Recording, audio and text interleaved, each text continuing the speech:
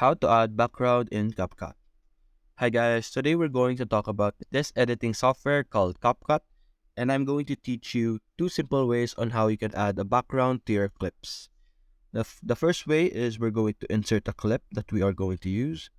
I'm going to turn off the audio for the meantime. And the first thing you're going to do is you're going to go to the video section. You're going to scroll down and then you're going to look for the canvas option over here.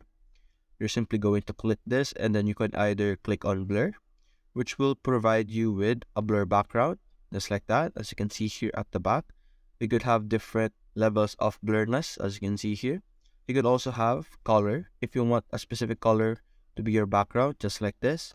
You could also use stock images of CapCut, just like this. Some are pro, but some are free, just like this, for example. As you can see, the background is changing.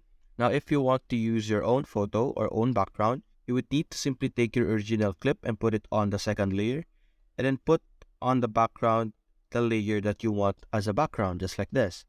I'm going to adjust the size, and just like that, we have a background that we have chosen, just like that. And that's it guys. Hope you enjoyed the video. Thanks for watching.